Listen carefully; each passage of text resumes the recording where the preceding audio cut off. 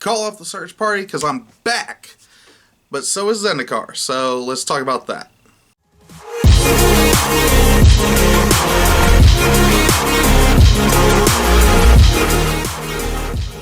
What is up, Commander players? My name is Matt, and you're watching Top Commander. So, Zendikar is coming up very shortly. Spoiler season is finally done, and that, of course, means that it's time for some set review. Of course, we're going to do this in two parts, like I've done with the other sets. I'm going to start off with the legendary creatures, also known as commanders, in this episode, and then next episode will be basically the other cards that go in the 99 lands, whatever have you. But before I get into that, if you wish to support this channel, be sure to like, share, and subscribe as always. And if you wish to support this channel directly, be sure to visit patreon.com/topcommander. But with all that out of the way, let's go ahead and get right into it. But before I start with the cards for the set review, I want to go ahead and quickly explain a little bit about what happened. I kind of went off the grid for a couple of weeks there.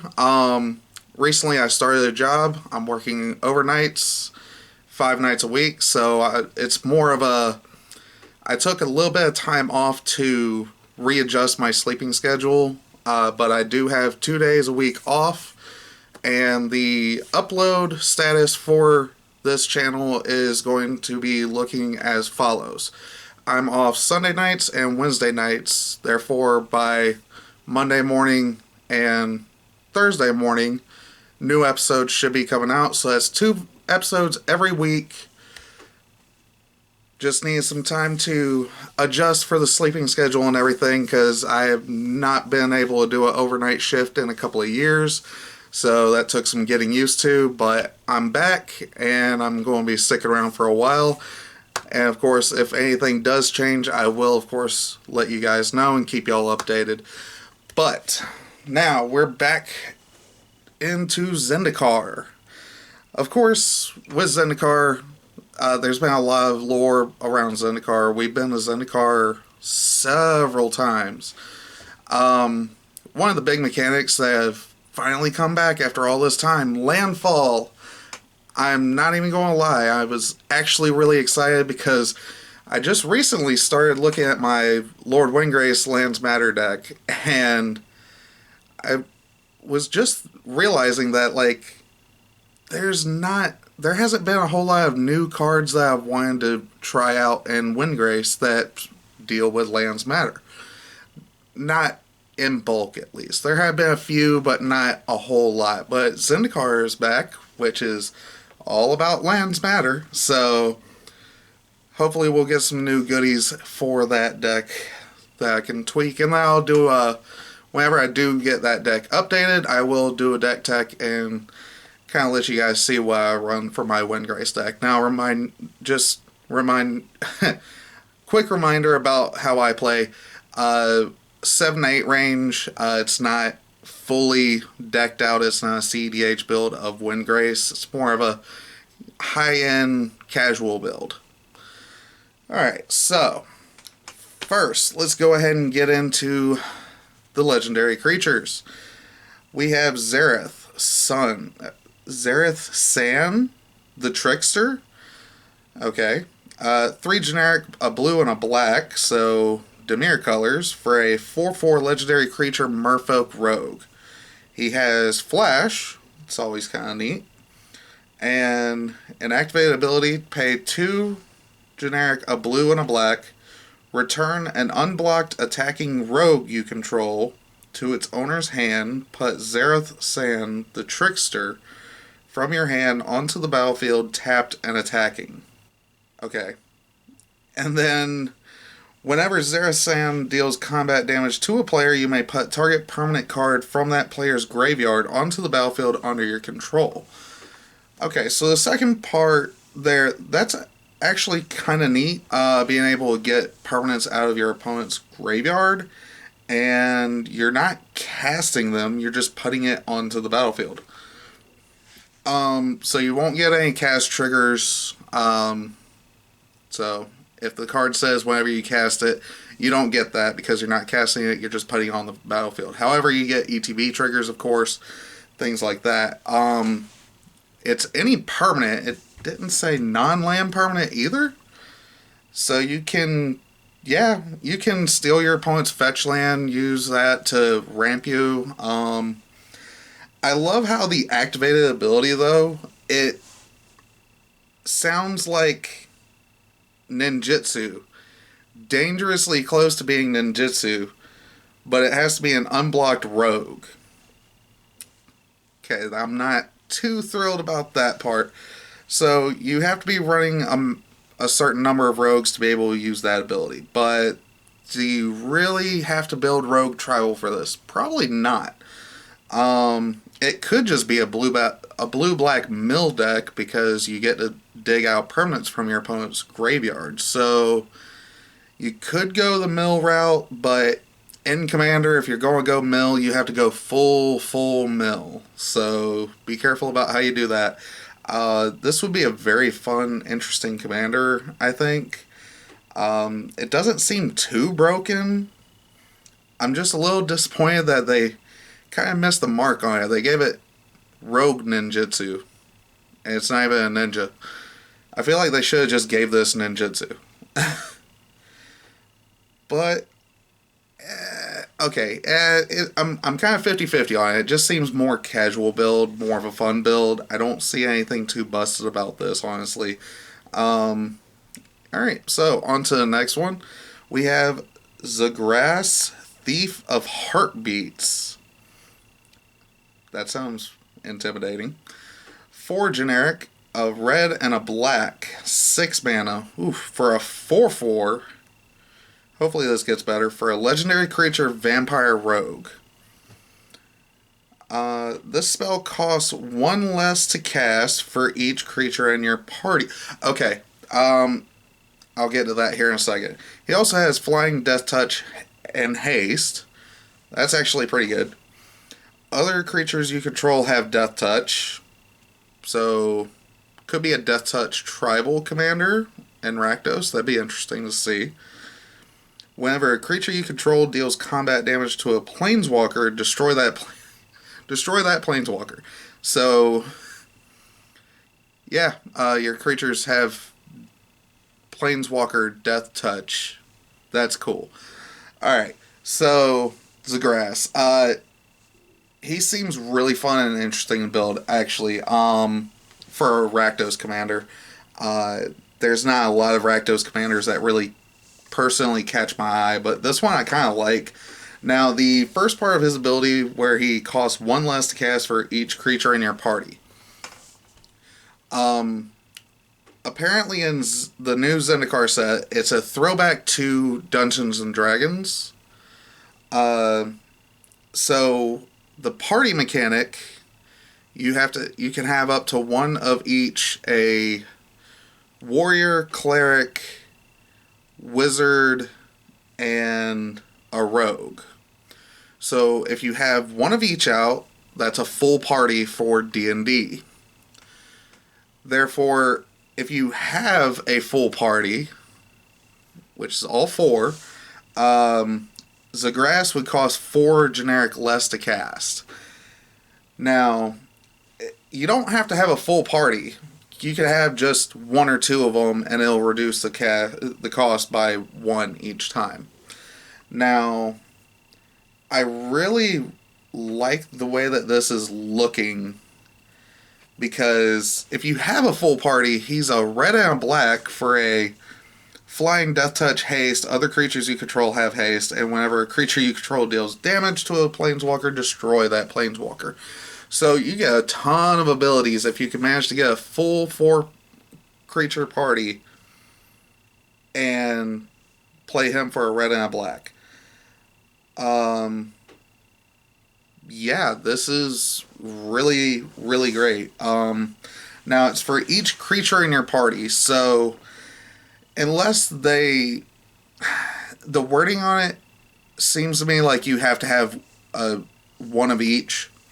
So I'm pretty sure that it doesn't work the way that some people might think, where if you play a changeling and that one creature counts as all the creature types, because that's still only one creature. So he would only cost one less because it says for each creature. So just keep that in mind.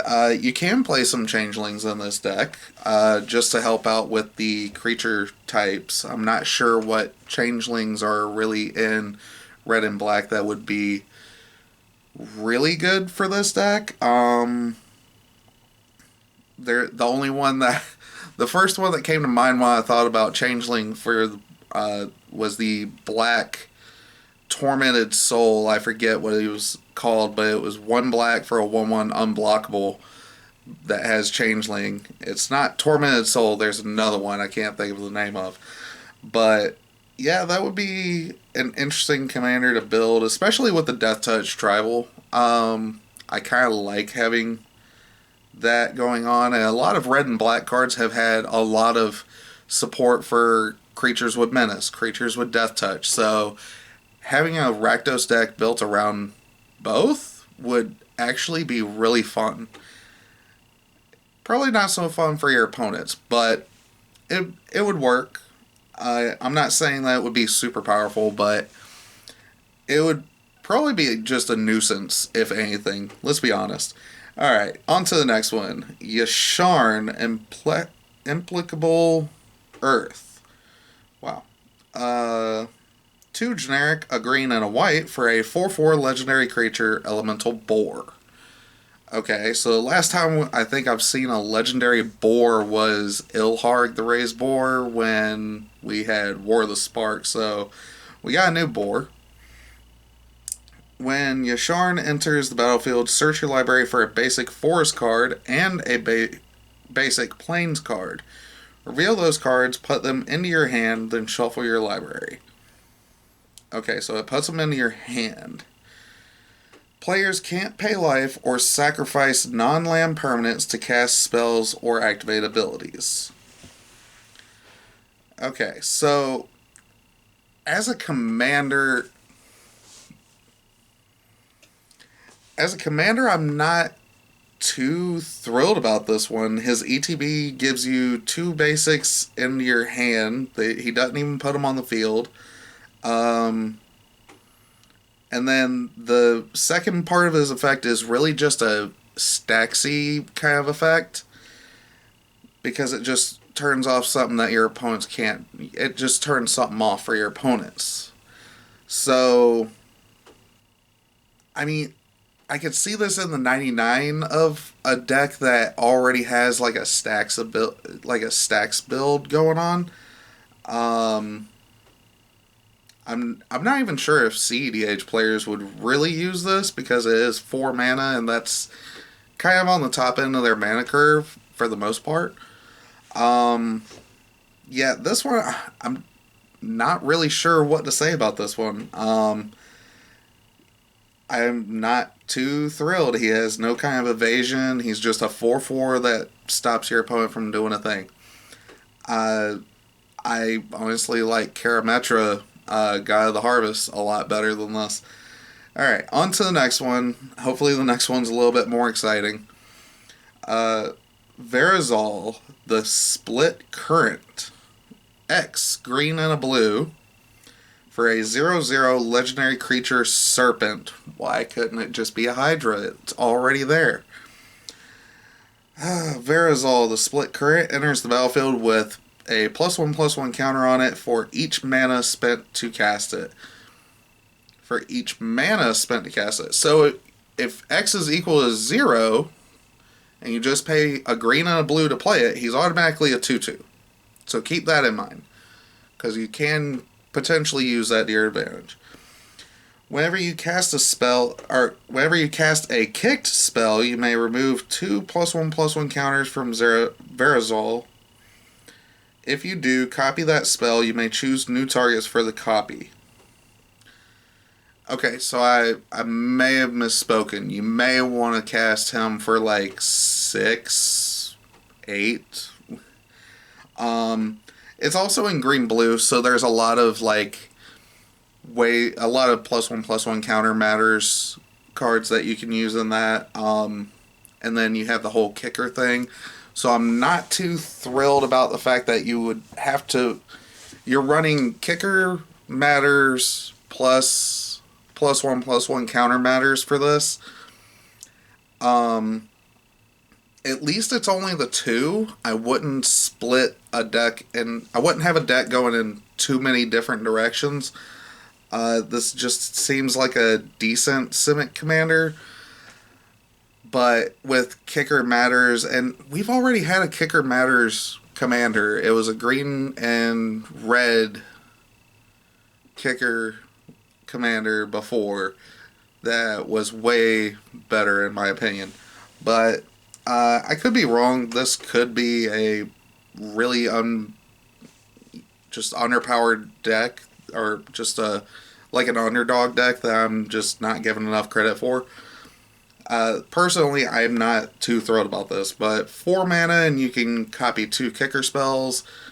You're in green blue, so you can do some proliferating. A lot of +1/+1 counter synergies. It seems decent. Not too broken in my opinion, but somebody will probably come up with something that I didn't even notice. Alright, next one. Phylath World Sculptor. 4 generic, a red and a green for a 5/5 legendary creature elemental.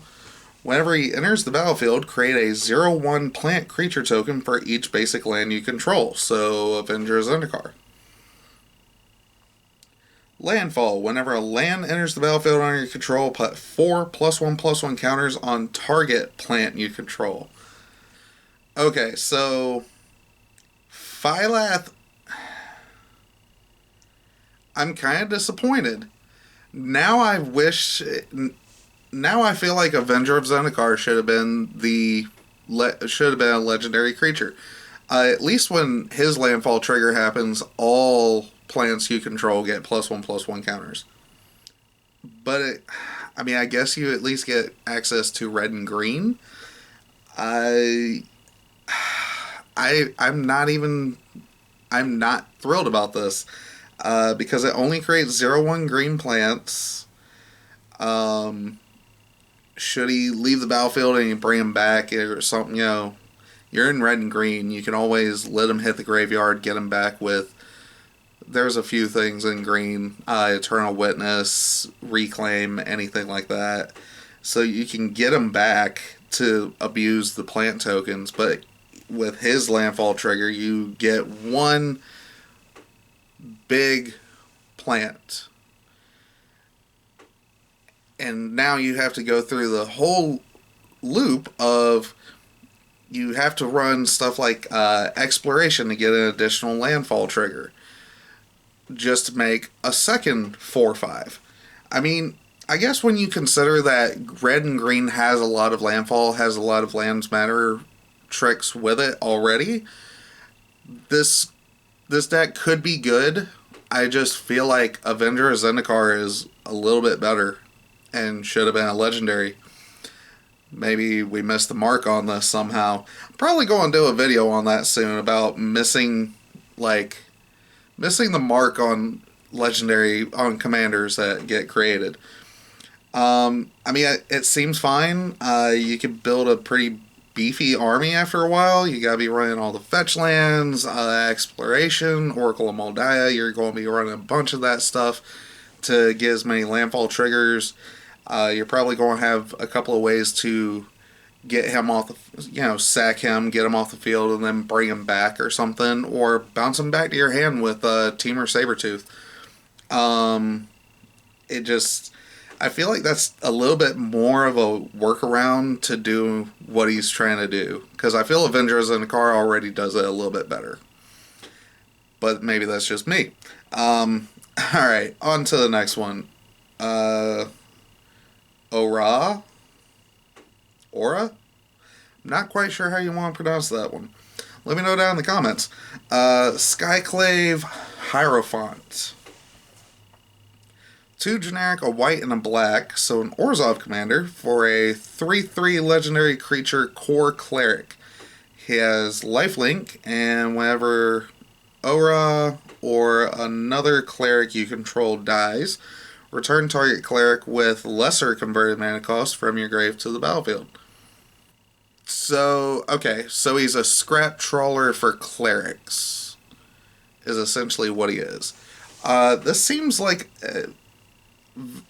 again, very aristocracy style build. We see that a lot in Orzhov, Mono Black, even Mardu colors, even some of the red black Rakdos decks.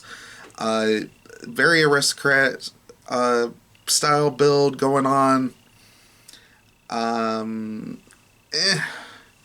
want to like him. I'm not sure if I like him as a commander, but I want to like him. Probably, definitely. I mean, he is definitely caring more about cleric. So cleric tribal, sure.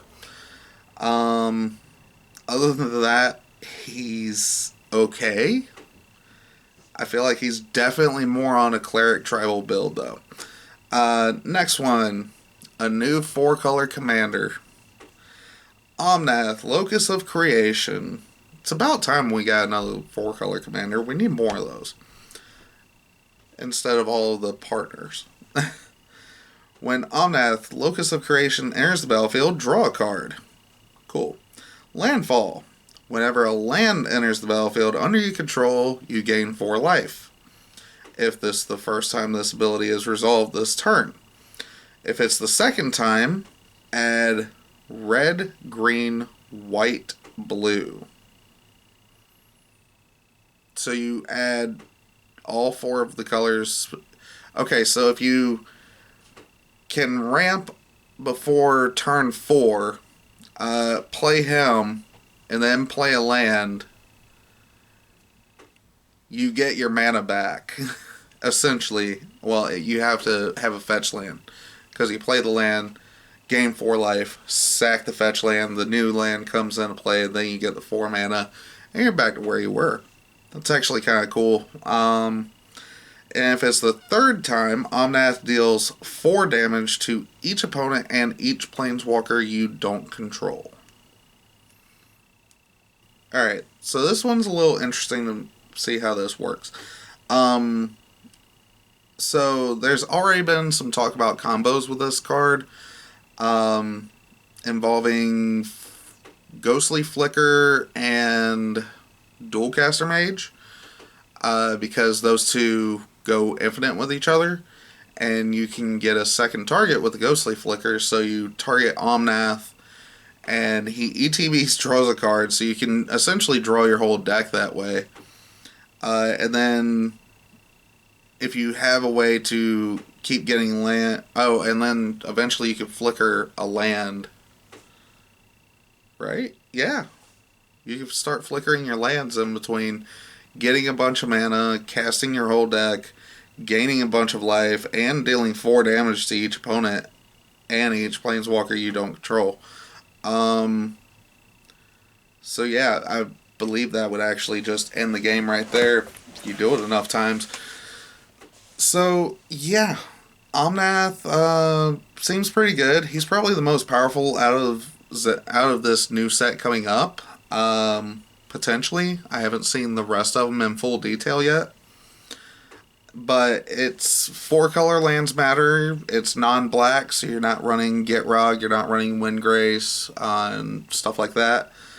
But yeah, now at this point, we're just wanting a new Zendikar set sometime soon in the future, and we get the 5-color Omnath. Because every time we've seen Omnath, he was mono green, then he came back as red green, then he came back as red green blue, and now he came back with white. So now he's up to 4 colors. So the next time we see Omnath, he should be 5 colors.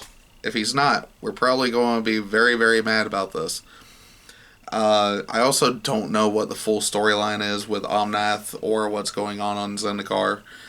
Hopefully we'll find out here soon. But yeah. Alright. Next up, we have Linvala, Shield of Seagate.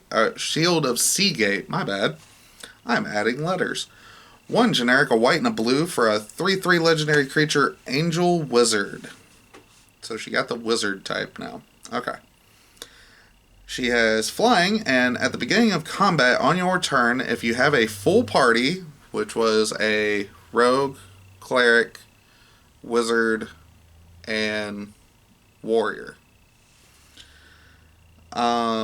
choose target non-land permanent and opponent controls. Until your next turn, it can't attack or block, and its activated abilities cannot be activated, so it shuts down something.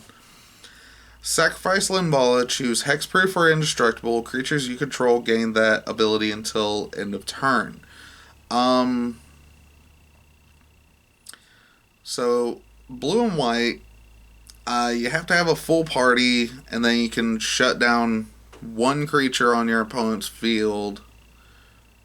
And it's a 3/3 flyer, nothing else. And then you can sack her to give your whole field protection. This seems very underwhelming in my opinion, especially because to get her first ability off, you have to have her, a cleric, a wizard, and a warrior on the field. Yeah, this one's very underwhelming. I'm not too thrilled about this one. There's better Azorius commanders. Although, I mean, this one would probably be more of a weird, casual, fun build. But I don't see a deck like this, even at the highest tuning, being too powerful. And then, next thing you know, somebody breaks this card somehow. But that's just the way that it goes in Commander, because everybody accepts it. Everybody's like, challenge accepted. This commander is not popular. Nobody thinks that it's good enough. And somebody comes out with something really broken. So, alright, next up. Kaza, Royal Chaser. This one actually, I like the art. It's like a weird hoverboard. Or is that an axe? I'm not sure what that is. A red and a blue. So, is it? For a 1/2 legendary creature, human wizard. Has flying and haste. Okay. And has an activated ability. Tap. The next instant or sorcery you cast this turn costs X less to cast, where X is the number of wizards you control as this ability resolves. Okay, so that's actually kind of cool. Red and blue has plenty of wizards in both colors. There's a lot of them that were in mono blue, especially in Dominaria, I believe. We had a couple of legendary wizards and a good bit of wizard support in that set. So this is just more wizard support, new commander. It's kind of cool. Makes your instants and sorceries cost less. It does tap to use this. So if you wanted to go the route of like using stuff like Fate Stitcher, Vizier of Tumbling Sands, I believe. There's a couple of just untappers, stuff to untap Kaza. And the cool thing is, with it being in red and blue, you don't have a whole lot of ramp options, so you can use those untappers as ways to kind of ramp you a little bit, because they can untap, a couple of them can untap lands or mana rocks. So that would actually be a pretty cool way to do it, and then eventually your untappers can just untap Kaza and effectively be multiple copies of Kaza without cloning it. So this would be actually a really neat deck, in my opinion, especially Wizard Tribal. It doesn't have to necessarily be full Wizard Tribal, though, so you could just have a good amount of wizards and then run some other stuff in red and blue that, of course, you would probably run. But yeah, that seems pretty cool. Next up, we have Grakmaw, Skyclave Ravager. This art looks savage. One generic, a black and a green for a 0/0 legendary creature, Hydra Horror. Alright, so when Grakmaw enters the battlefield with 3 +1/+1 counters on it. If another creature you control dies, if it had a +1/+1 counter on it, put a +1/+1 counter on Grakmaw. Whenever Grakmaw dies, create an XX black and green Hydra creature token, where X is the number of +1/+1 counters on Grakmaw. Okay, so we have a Golgari Aristocrats Reanimator +1/+1 counter Hydra thing going on, which is kind of cool. Could this be the next Hydra commander? Very much, very much so. I believe that it definitely could be in the running for Hydra commander.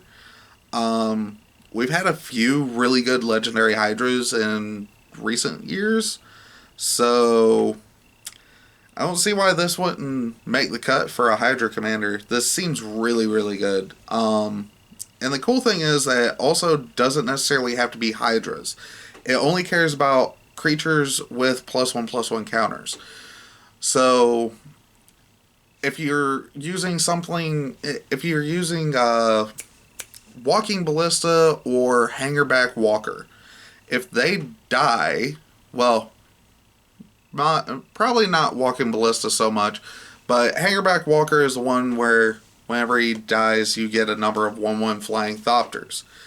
Now, if you're sacking Hangerback Walker and he's on the field, you can get X amount of 1/1 Flying Thopters and a XX Hydra, where X, of course, is the number of counters on Hangerback Walker when he dies.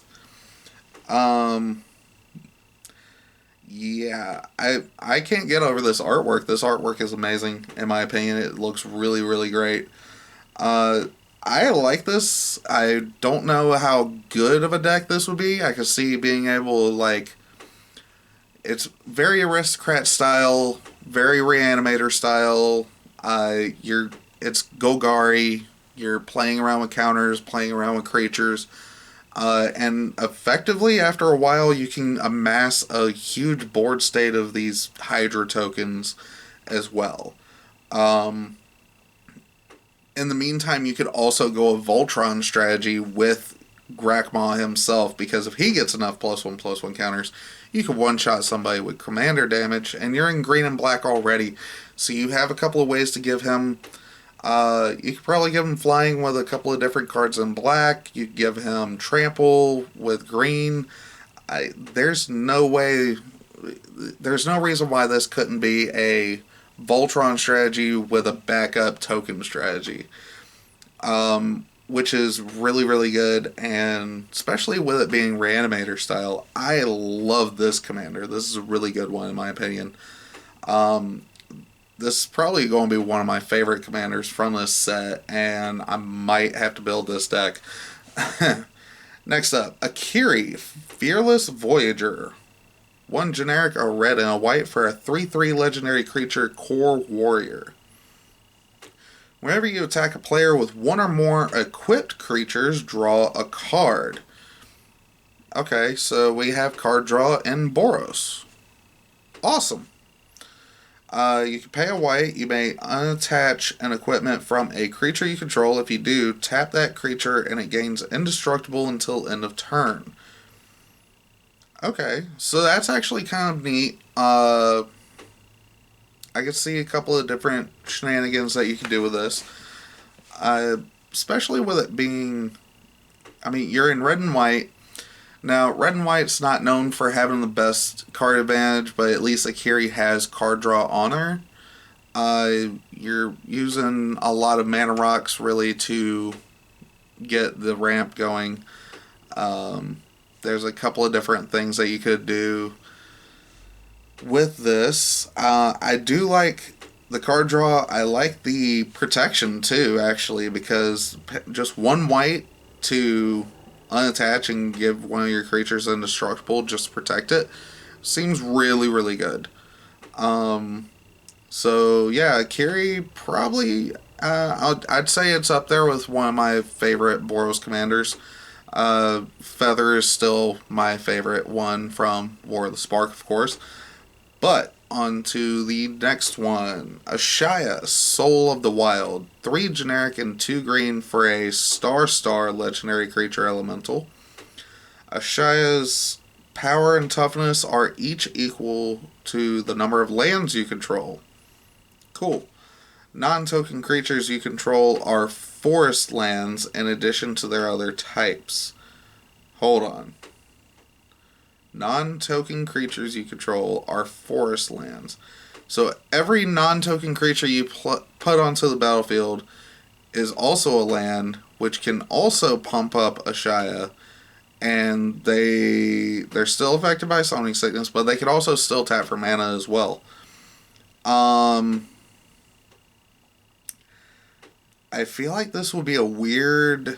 I'm not quite sure how you would go with this. It turns all of your creatures into mana dorks, so maybe a weird elf ball mono green deck. But there's plenty of mono green legendary elves to fill that slot. So, I mean, unless you just want to like get a bunch of mana and then cast something big and scary or something, maybe a big green X spell. Finale of Devastation comes to mind for this kind of a build. I'm not entirely sure how this would actually look.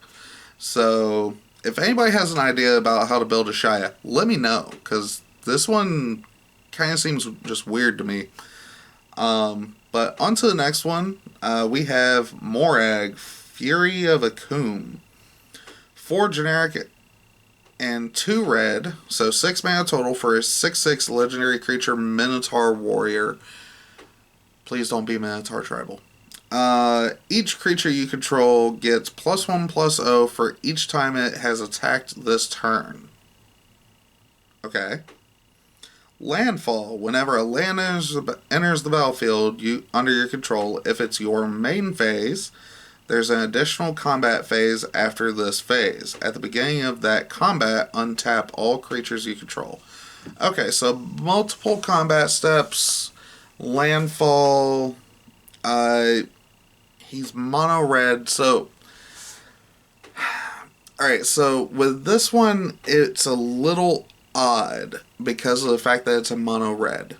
So to build the best deck that you can for this being the commander, you're looking at a lot of money. You would have to run all the off-color fetches, any fetches with red, Evolving Wilds, Terramorphic Expanse, Myriad Landscape, even there's another one that I believe it's Warped Landscape. You would be running Fabled Passage. You would run every single fetch that you could. Crucible of Worlds would have to be in this deck. Just because you're in mono red, you don't have too many options for card draw. You're also going to have have a way to get a good amount of creatures on the field, because I can see a go wide strategy with this, and if you can manage somehow to get enough landfall triggers. Now mind you, creatures like Solemn Simulacrum are going to be key for this deck. Anything and everything that you can think of to get lands into the play on this with this deck. Burnished Heart, Solemn Simulacrum, Wayfarer's Bauble. Just that's a lot of stuff that you're going to have to worry about trying to get to be able to get this ability, because if you want it to be on the top end. Otherwise, it could just be a funny, like, oh, I play a land, now I get 2 swings, and then next turn I play a land, I get 2 swings. But of course, this is Commander. You have to do something to your opponents. You're in mono red, you want to win fast. At that point, you might as well figure out a way to play 3 or 4 lands a turn. Swing out and hit everybody. So, this as a commander, it's okay. It's going to be pricey just to get it to be okay. Now, on the other hand, this in the 99 of Windgrace or any red-green Lands Matter strategy, if it's a Lands Matter deck with red, this is your boy. Because you can do a lot with that, especially when you throw in the access to green. Now you have access to Oracle of Moldiah, Azusa Lost But Seeking, Exploration, anything that can give you additional land drops during your main phase. If it wasn't limited to your main phase, it would automatically have an infinite combo with Sword of the Animist. Because Sword of the Animist is during combat, whenever you enter combat, you automatically fetch a basic land and put it into play tapped. So if they didn't limit this to main phase, Sword of the Animist with this guy would just automatically go nuts, and you would obliterate the table in no time flat. So, on to the next one though. Taborax, Hope's Demise. 2 generic and a black for a 2/2 legendary creature demon cleric. We have a 3 mana demon now. Alright. We've probably had a couple of those that weren't that great though. He has flying. Taborax has lifelink as long as it has 5 or more +1/+1 counters on it. Whenever another non-token creature you control dies, put a +1/+1 counter on Taborax. If that creature was a cleric, you may draw a card. If you do, you lose 1 life. So, he has a card draw effect, he has a pump effect, he has flying, and he can eventually get to lifelink, but he has to have 5 or more +1/+1 counters. So by the time he becomes a 7/7 flyer, he's now a 7/7 flyer with lifelink. So again, mono black aristocrats. You're using a bunch of stuff that'll bring itself back too, like reassembling skeleton. I've seen better aristocrat style decks. I do like the fact that if the creature was a cleric, you can draw a card and lose a life. So you kind of need to have some clerics going on to be able to take care of the draw effect on them. Otherwise, it would be mono black cleric aristocrat tribal. I'm not too thrilled about how limited that sounds. But if you have like an aristocrat style deck, take a look at the creatures in it and see how many clerics you have. If you have enough creatures, you could probably throw this guy in the 99, which is probably what he'll most likely be. Especially if you have a way to constantly bring back a cleric and an aristocrat style deck, I would hope so. Taborax could just be a finisher and just throw some Greaves on him and boom, just start killing people. He could at least be a blowout for one player, and then it's a matter of if you could kill the others and before they kill you or kill him. Alright, next up, Drana, the Last Blood Chief. Drana is back. 3 generic and 2 black for a 4/4 legendary creature vampire cleric. Has flying. Whenever Drana attacks, defending player chooses a non-legendary creature card in your graveyard. You return that card to the battlefield with a +1/+1 counter on it. The creature is a vampire in addition to its other types. Okay, so this actually is pretty good. It forces your opponent to choose, so that can backfire a little bit if you are trying to get something specific. Otherwise, I mean, unless you're not too worried about that entirely, because it could just be, hey, I'm just bringing this back. I don't care what it is. It could be a Solemn Simulacrum comes back as a 3/3 vampire and you get an extra land. I mean, it could be whatever's in your graveyard. I mean, mind you, your opponent's probably going to try to make you get the worst card out of your graveyard, unless you have some way of manipulating that, or your opponent's just going to exile your graveyard. But it's still a 4/4 flyer. I like this. The artwork is also very interesting. I'm not too thrilled about this, but I do like the concept of I'm attacking you, and then they have to choose a creature, and return it to the battlefield. So it's pretty cool. At least it didn't. At least that trigger was not on combat damage. That probably would have made it worse. Next up, we have Cherix, the Raging Isle. 2 generic and 2 blue for a 0/17. Legendary creature Leviathan Crab.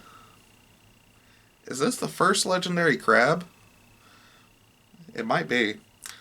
Spells your opponents cast that target Cherix, the Raging Isle, cost 2 generic more to cast. Okay, so kind of a taxing protection effect. That's cool. 3 generic, Cherix gets plus X minus X until end of turn, where X is the number of islands you control. Okay, so this somewhat sounds like it cares about lands, obviously. More specifically, islands. So, a mono blue commander, if you get like 8 lands on the field and then use the triggered ability use his activated ability, you can get, if it's 8 islands, he becomes an 8, 8/9? But then you're also in mono blue. Mono blue's not known for a whole lot of ramp. So this will be very interesting to see how this goes. I'm fairly certain that this is the first legendary crab, and I'm fairly certain somebody's just going to build this just to call it the crabs deck. I already know this is going to happen because I know somebody out there that's going to do it. Anywho, next up, I believe this is the last one, Tazri, Beacon of Unity. Tazri's back, 4 generic and a white for a 4/6 legendary creature, Human Warrior. The spell costs 1 less to cast for each creature in your party, which, remember, is a rogue, warrior, wizard, and cleric. So if you have one of each on the field, then it costs 1 less to cast, which would make Tazri only 1 white for a 4/6 legendary creature. That would be pretty cool. Then he has an activated ability, or she. Yeah, Tazri is a she. It's okay. So you're going to have to pay attention to the screen here. It's a hybrid, 2 generic and a blue, or 2 generic or a blue, 2 generic or a black, 2 generic or a red, and then 2 generic or a green. That's a lot. Look at the top 6 cards of your library. You may reveal up to 2 cleric, rogue, warrior, wizard, and or ally cards from among them. Put them into your hand. Put the rest on the bottom of your library in a random order. Okay, so this one basically just gives you some card advantage. By putting them into your hand, it doesn't put them directly onto the battlefield, so it doesn't do anything like that. It is an activated ability, so the more, if you have access to a lot of mana or infinite mana, you can of course go infinite with this and cast your, basically every creature in your deck that is of those types. Well, it would have to be, you wouldn't cast them, you would put them all into your hand. So it's not easily busted from what I can tell, basically. I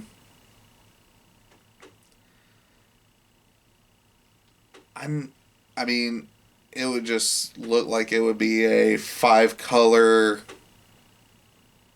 I mean, you could just do a 5-color complete D&D Vorthos kind of deck, in my opinion. Yeah, this one is a little difficult. I mean, it has a way, like, if you have infinite mana, you can basically draw your deck.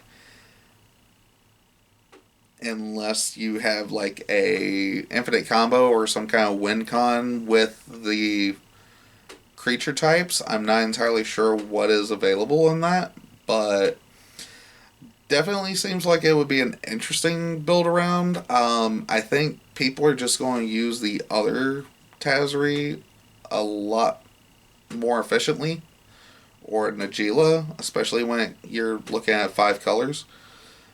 Yeah, this one, I don't really have much to say on this one. It just seems a little odd to me, but that is the last one. That is all of the legendary creatures from the new set that is coming out, which is Zendikar Rising.